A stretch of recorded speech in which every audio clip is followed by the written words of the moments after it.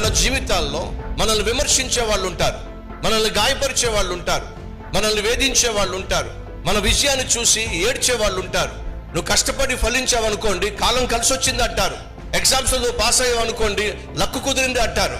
నీ జీవితంలో నువ్వు ఏది చేసినా సరే ఎవడో ఒకడు ఏదో ఒకటి అంటానే ఉంటారు.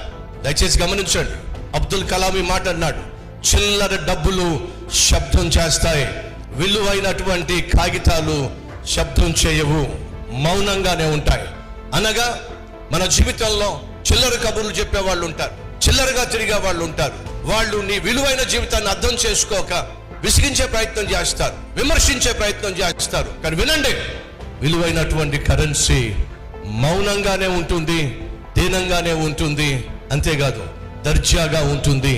అది దాని యొక్క లక్షణం. కాబట్టి చెప్తున్నా, యేసుక్రీస్తును ఎంతగా ద్వేషించారో, ఎంతగా దూషించారో, ఎంతగా విమర్శించారో తిరగబడలా నీ జీవితంలో, నా జీవితంలో, మన జీవితంలో కూడా అదే చేయాలి. సహోదరి సహోదరులు, ఈ లోకంలో ఎవడు ఏదన్నా ఏమనుకున్నా దేవుడు నీకు ఇచ్చిన పనిని శక్తి వంచన లేకుండా చేస్తూ ముందుకు సాగటమే, విజయం సాధించటమే దేవుడు నీకు నాకు ఇచ్చిన అద్భుతమైన ఆశీర్వాదం.